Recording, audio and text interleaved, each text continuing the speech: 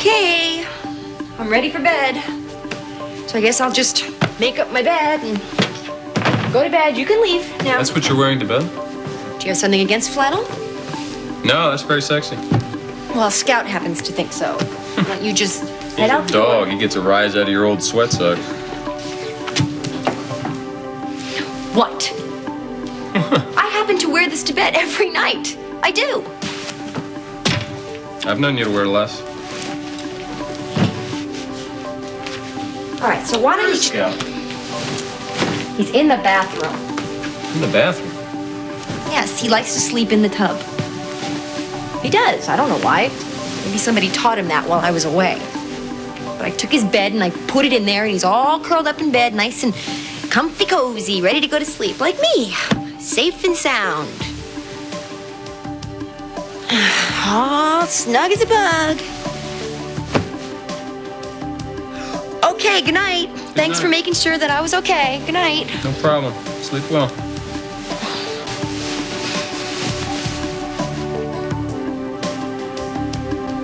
Philip, I cannot sleep with you watching me like that. I'm not watching you. Just relax. I've got War and Peace to keep me company here. Just forget that I'm here, all right? This is ridiculous. I don't need a babysitter. I am perfectly fine. I know you're fine, and you're going to stay fine, because I'm going to be here to make sure of it. Don't. Okay. Don't. Now I want you to leave. Don't. I really do. We're not going to argue about this. After what happened at the hospital, you can't be too careful. I'm staying, whether you like it or not. Annie! Annie!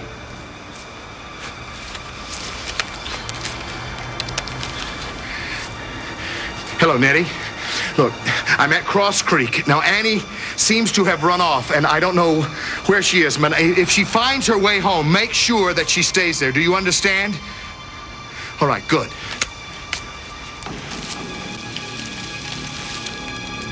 I'm never coming back to you, Alan. Never. Okay. What do you wear to a date you're dreading?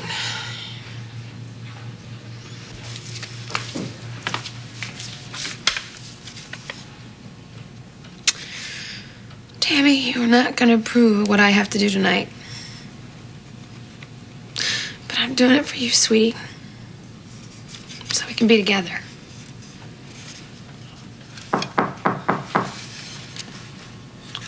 Just a minute. Okay. It's showtime. It was so nice to see you. I didn't think you were going to be able to come back until Christmas. You look at you, how grown up you are. It's so beautiful. But then again, you always were beautiful. Oh, you're my dad. You have to say that. Is it you? Mm-hmm. You really here? I can't believe you're standing in our kitchen just like old times. Dad, nothing's wrong, is there? Why didn't you call me and tell me you were coming home? Because I asked him to.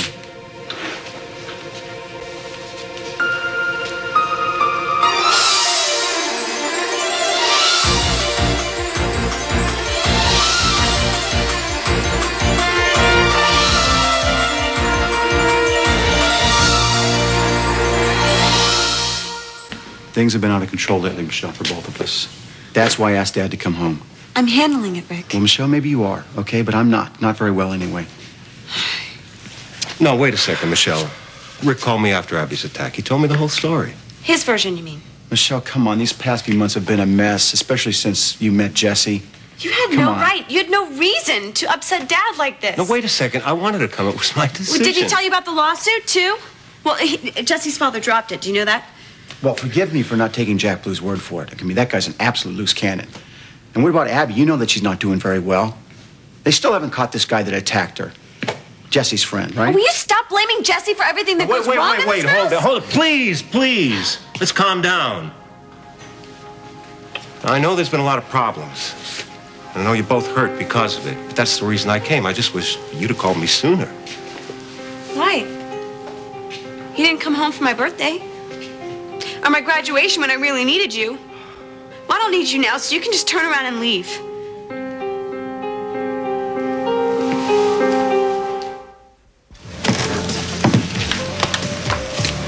You seen Marcus Williams around? I want to talk to him tonight. Yeah, he was here earlier, but he and Dahlia took off. They may be back, though. I don't know.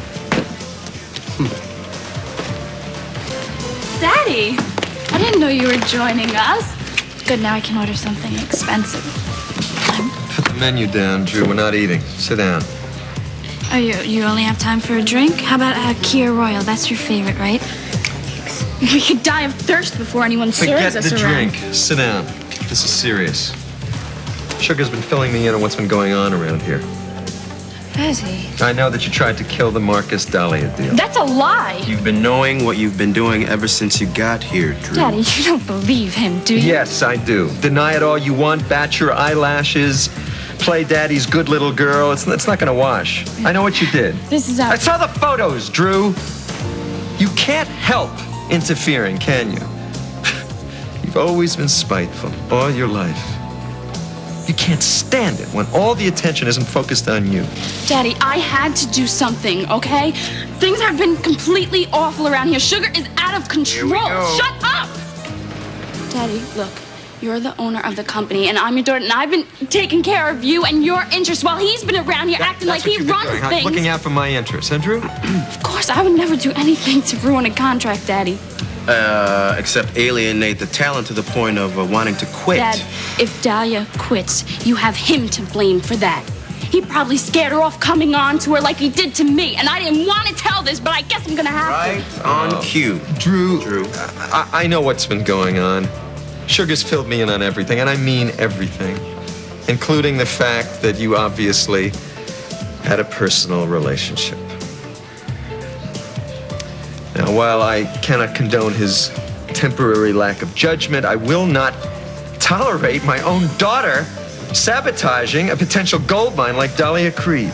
Daddy, I'm sorry, I really am. I guess I overstepped the boundaries. That's the understatement of the year. Dad, Okay, I promise you that this will never happen again. You're damn straight it won't. I have had your stunts up to here. I have lived with this kind of immature behavior for years. And I have myself to blame, I know, for spoiling you rotten, but that is about to change. As of now, I am cutting you off. What do you mean by cutting me off?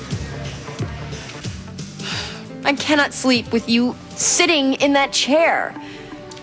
I can get in bed with you if it'll make you feel better. All right. Seriously. Don't you have somewhere you'd rather be? Don't you have some place you could go and have fun? Not at the moment. Okay. Well, I don't care. I want you to take that big, fat, scary book of yours and get out of my apartment. I'm gonna be perfectly fine in here. You're gonna be perfectly fine. Let me see, when was the last time that I heard you say you were gonna be perfectly fine? Oh, I remember. It was when you were in the mental hospital.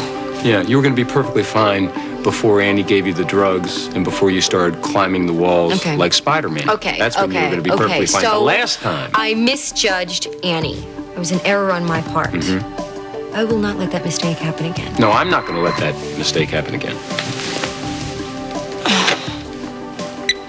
Hello? Caitlin, how you doing, roomie? Wow. They'll let just about anybody out of a mental institution, won't they? What do you want? I was just calling to check up on my old pal, Caitlin. Last time we saw each other, you were in a pretty bad shape. Yeah, well, that's what happens to you when you practically OD. I'm really gonna have to talk to you about that little medicine stunt, Annie. Don't threaten me, Harley. Don't you dare threaten me. There's nothing you can do to me.